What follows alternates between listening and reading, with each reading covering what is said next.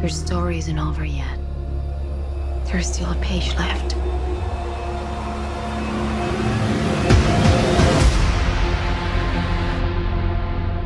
So today is a special day, because today is the day that me and my homie Tim go and see Blade Runner. Yes, it is about that time for another Blade Runner to come out. And it is also about that time for me to go see it, along with a dope-ass homie. So it's going to be interesting. You know, I will be real upfront with you guys. I have seen it, the new one, 2049, one time before this. And I really enjoyed it. However, this time I'm going with the intent to actually kind of do a pseudo review for you guys.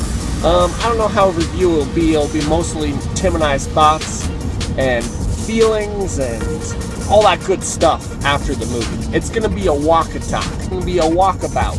Hope you guys enjoy it. Okay, we are on our way. And first things first, we need to grab a little lunch. I say we, as in if you guys are coming to the movie with me. In a way you are.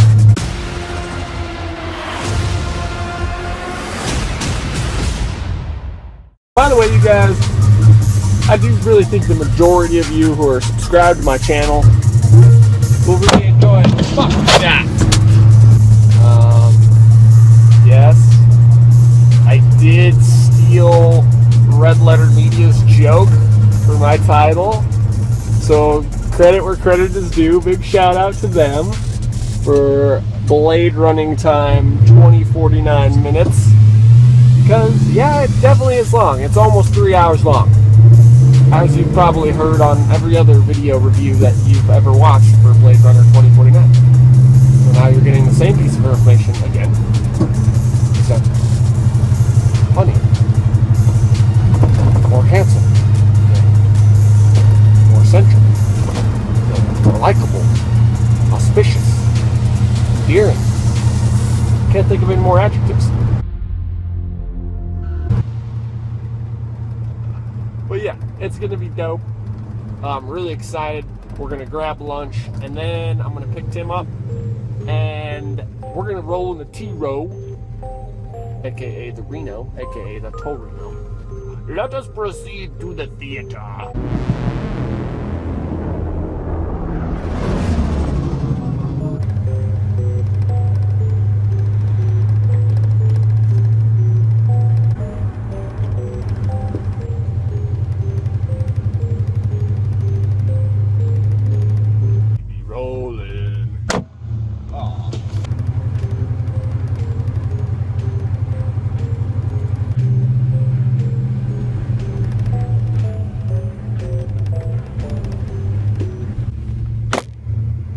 Damn it.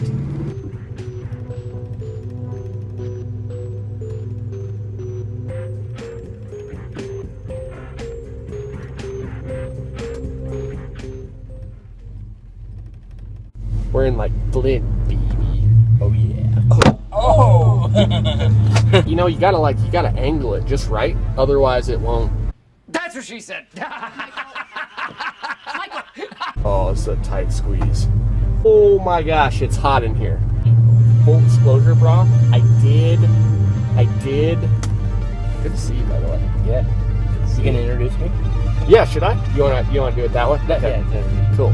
So, DAHN Nation, this is my homie Tim. Go. And we've known each other for quite some time now. Worked on some interesting and good projects Probably together. about 7 or 8 years. Yeah. Really hasn't been that long. I guess it has. Yeah. Wow. Yeah. Wow, that just kind of blew my mind. And what I was gonna say, Tim, is full disclosure, I have seen this on Sunday. Oh, you have? Well, because all my other homies wanted to go, and they're like, you gotta go.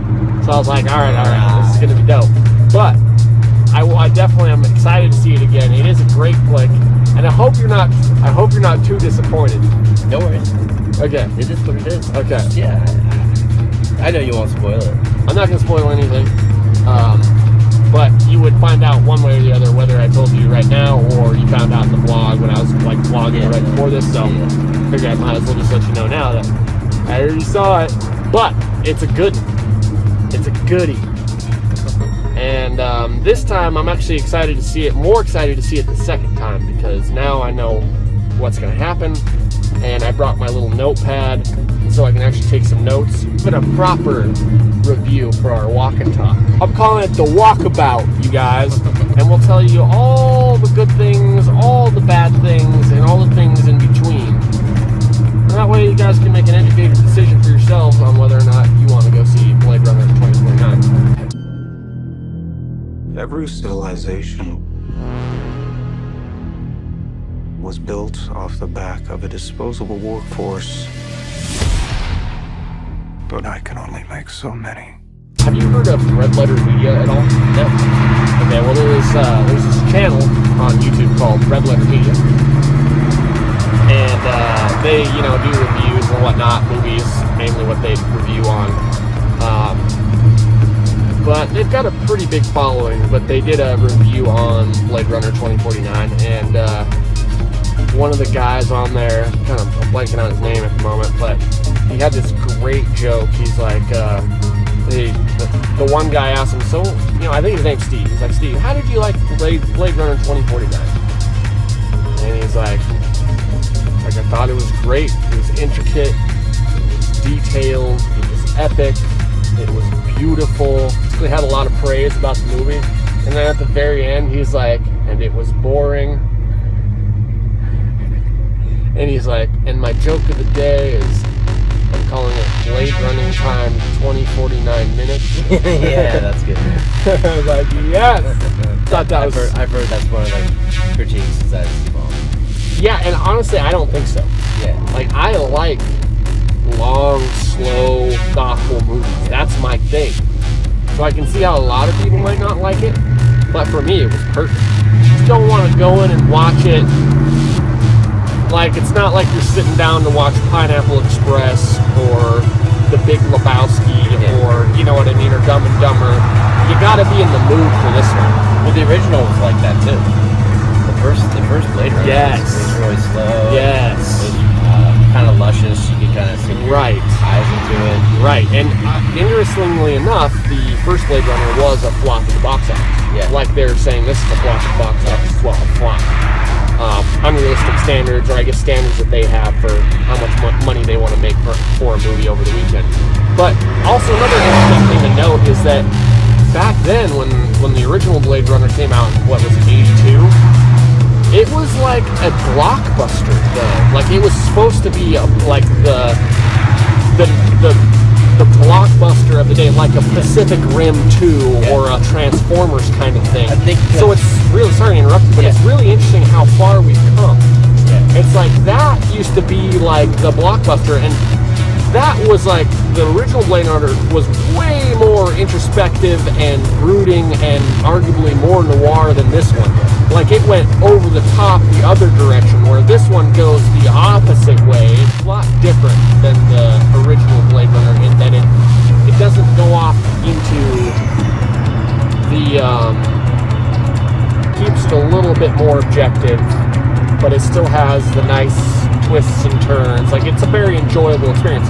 But with all that being said, it's not something that you're just going to sit down and be like, hey, let's pop in Blade Runner 2049 and watch it right now. Yeah, I was watching some old reviews of the original Blade Runner with Siskel and Ebert. Yeah.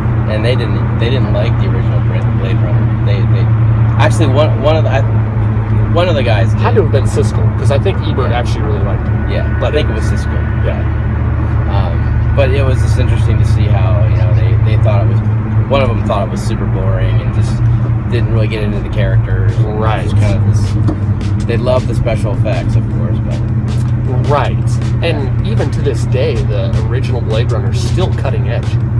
Yeah. Still, and one thing, and I will say it up front, because this isn't my original idea, but I was watching Red Letter Media's review on it, and a good point that they made was that had it not been for the original Blade Runner, they would have never created this movie. Yeah. So this one had that edge. It had that advantage that the world was already created.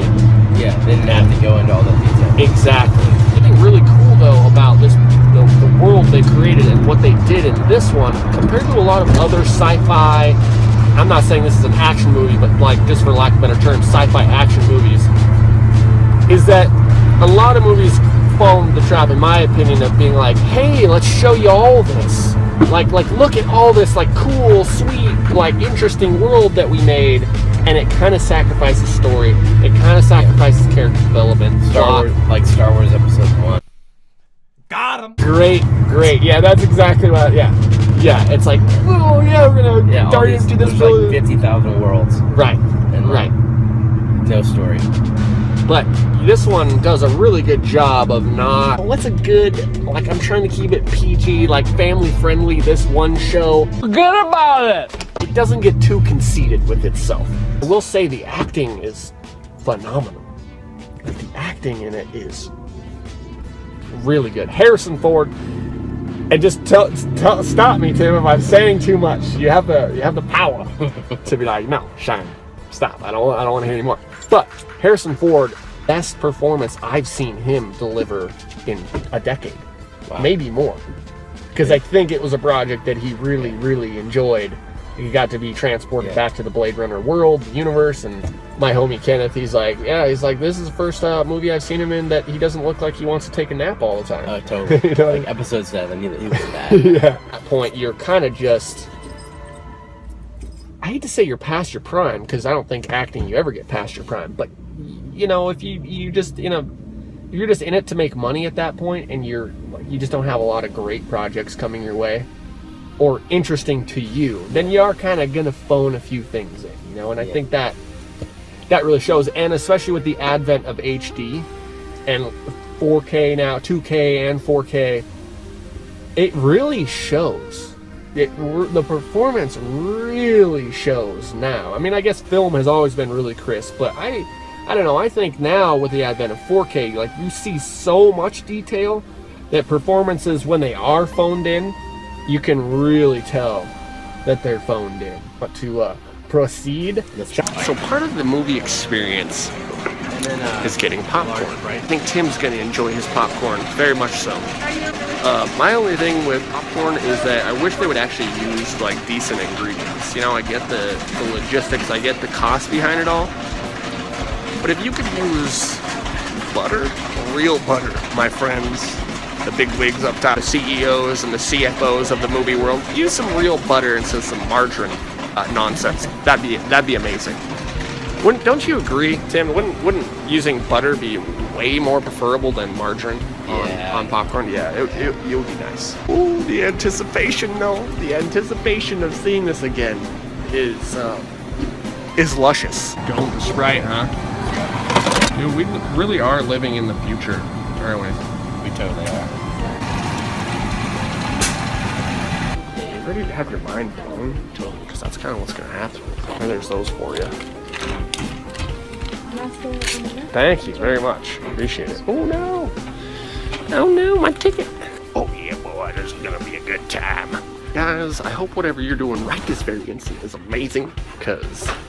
Oh, is it last? Oh, this right here? Nope. Is it not? Oh man, Hey, don't worry about me, Tim. I'm just special sometimes.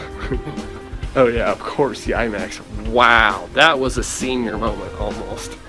Is the door right here, Jim? No, it's down here.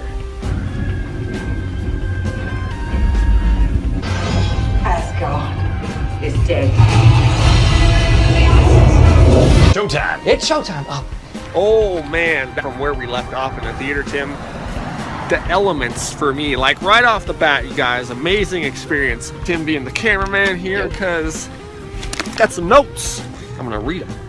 Elements for me made the movie really enjoyable for me. Something about that, the juxtaposition of all of the different elements, like you were saying, the desert, you know, they had the whatever. And I didn't pick it up the first time, the dirty bomb in Las Vegas.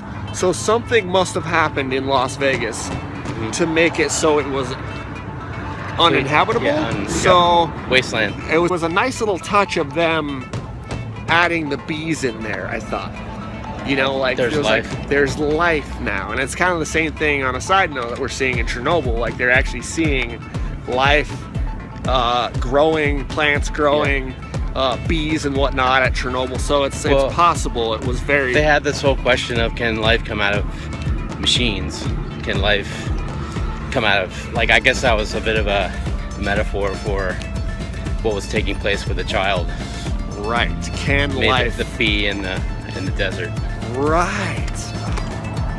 Yeah, maybe those bees were robotic. I think I found him.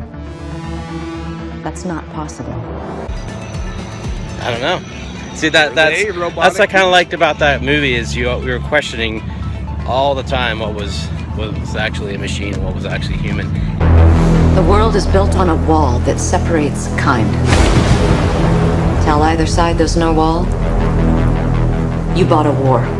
Even the dog, we questioned maybe the dog was fake. Because Kay or Joe had that line where he's like, is it real?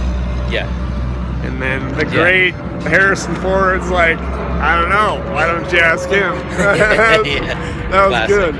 That was classic. Yeah. I think it was interesting that the replicants are bioengineered humans. So they do, it's not like a machine really.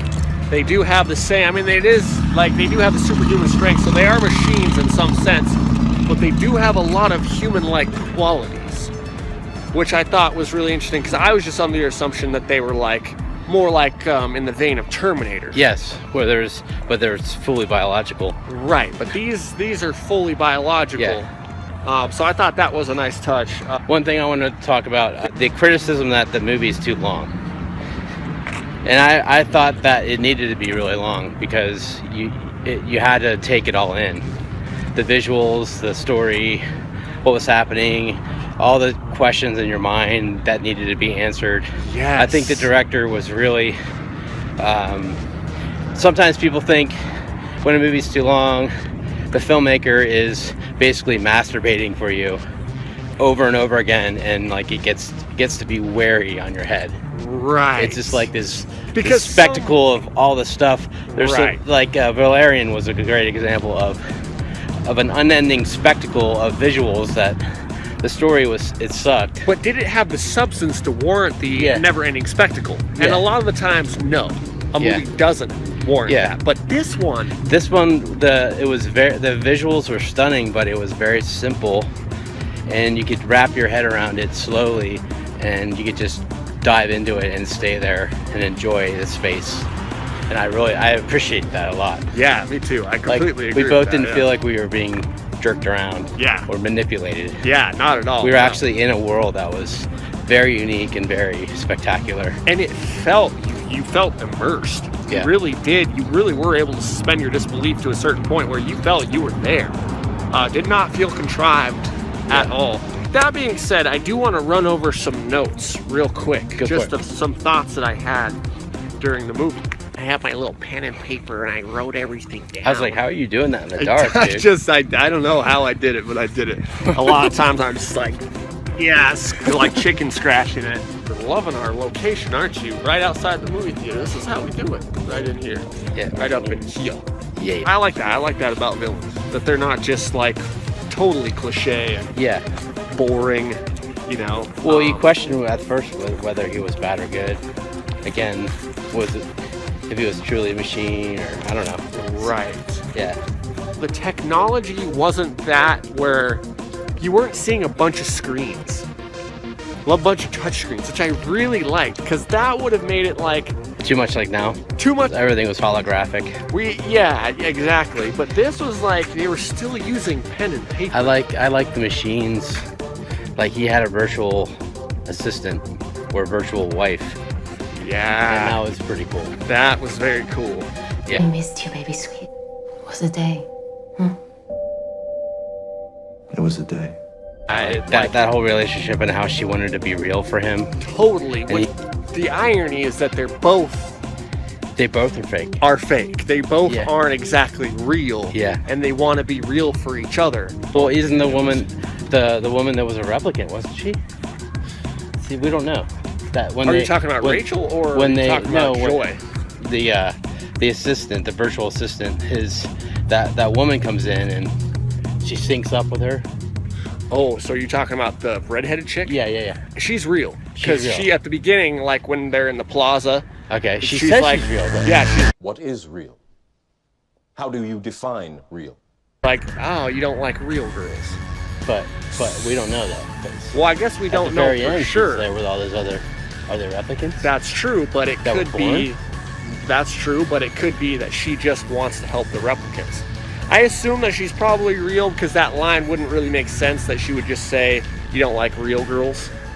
You know, Maybe she doesn't want to give it away. maybe yes, so maybe she is a replicant. I guess we'll never know. She could have been lying. We'll never know she's real. Well, or we not. will know because there's going to be a sequel, right? Right. Sick ride right here. Shining this dope ride. Dude, this is the Reno. Look at those windows. Sick. Yeah. Got the sick upper windows. Cool. Deep wardrobe. I did find it interesting they were touching on different themes that we even experience today with bigotry and whatnot. They use the slur skin job a lot, Yeah.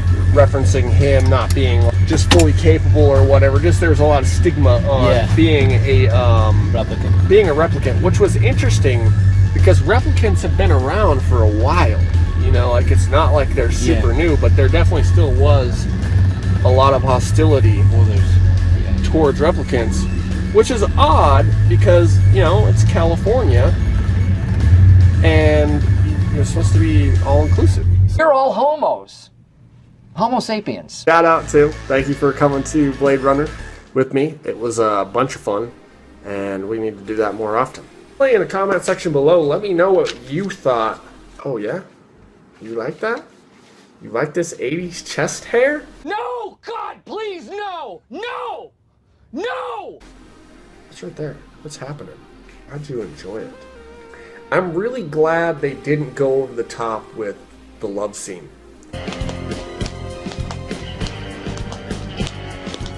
Ingenuitous film work. The whole effect of Joy merging with that other girl whose name escapes me, whose character's name escapes me.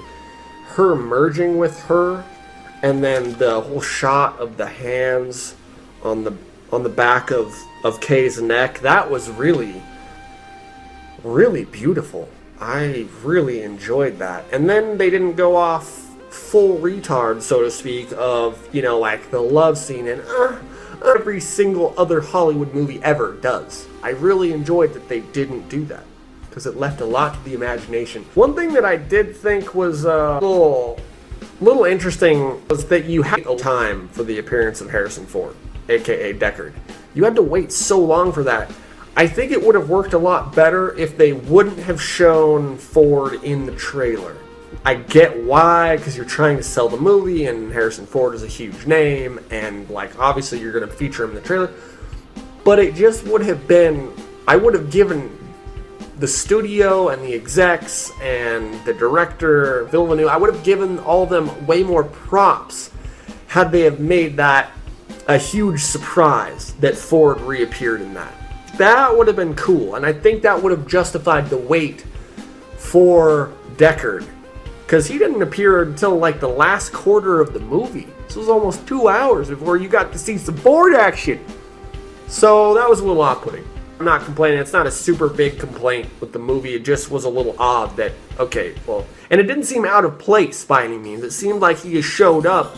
The movie and the pace and the timing, it all coalesced and congealed very well to afford that scene of Ford showing up 3/4 of the way through. I'm not saying it didn't work. I'm just saying that it seemed a little odd, especially with the way they designed the trailer, that you had to wait that long. Something that I didn't pick up on until, again, the second showing was when Joe presses the same piano note as when he arrested, actually, I guess he terminated the first replicant in the very first scene of the opening of the movie.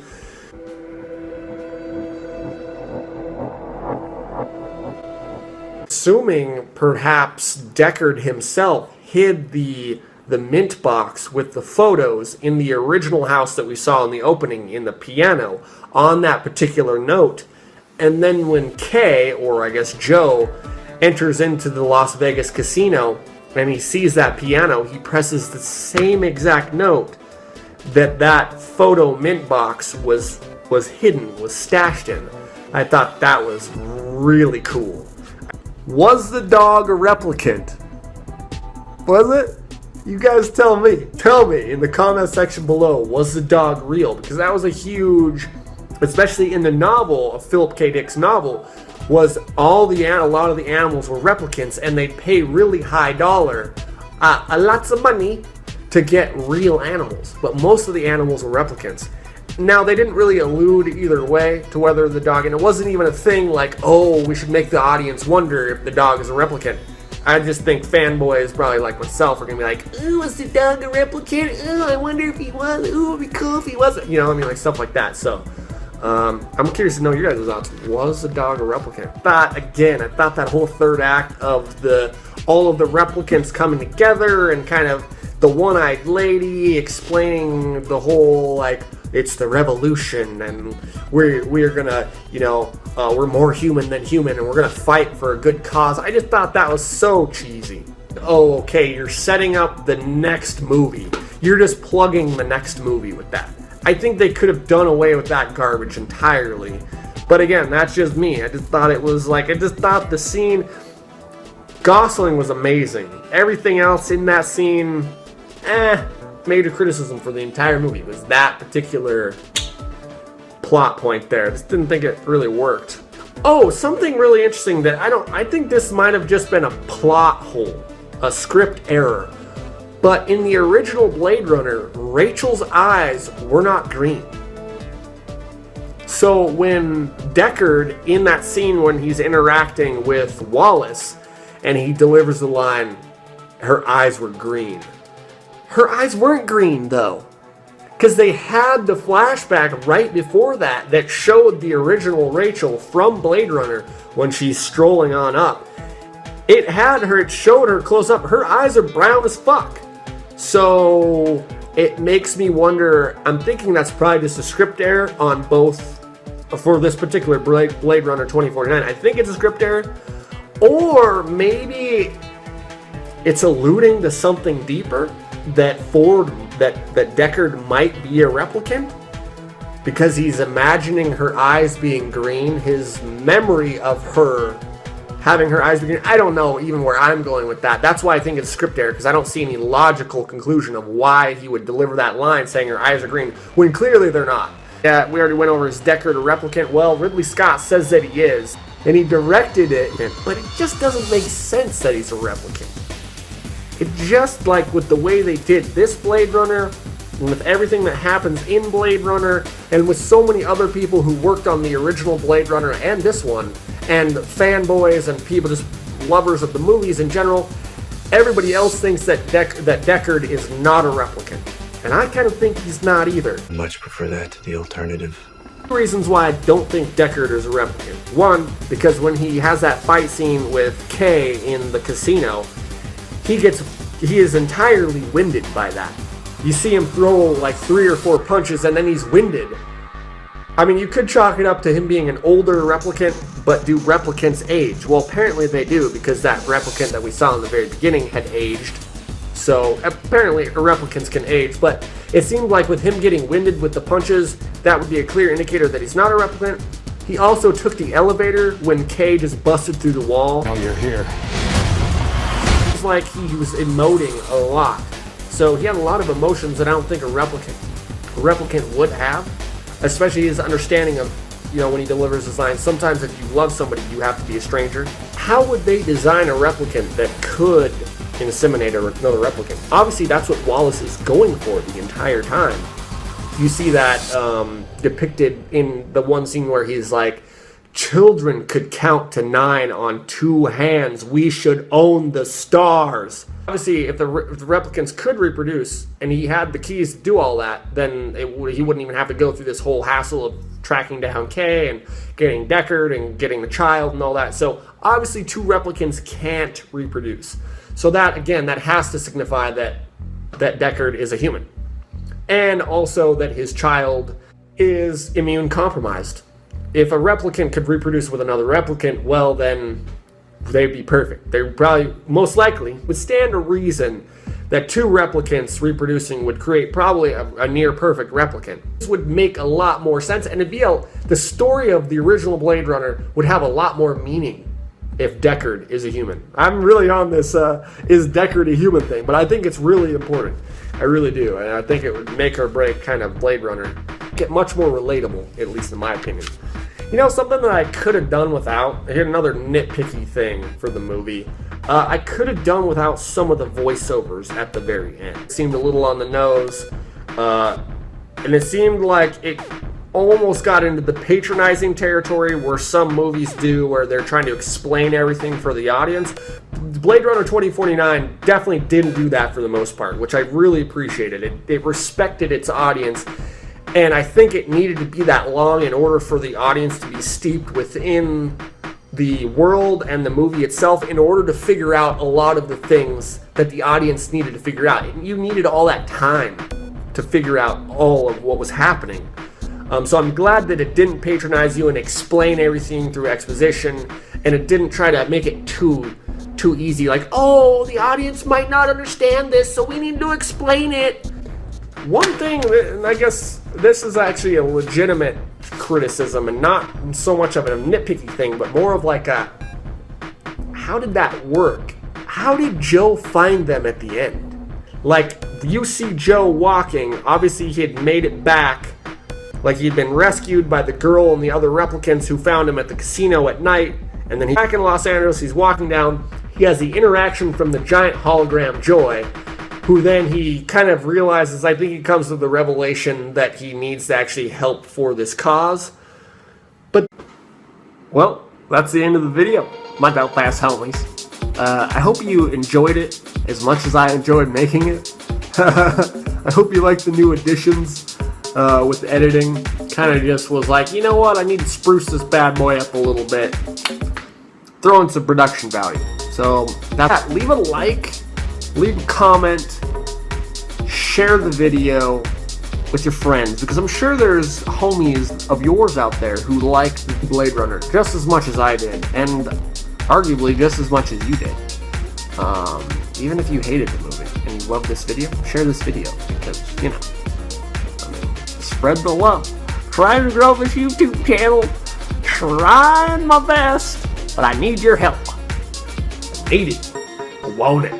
I'll catch you guys in the next video, and until then, my dope ass homies, I feel like there's some more stuff I want to say. How can I stretch this video out to be like 40 minutes? Hey, the dope ass homies.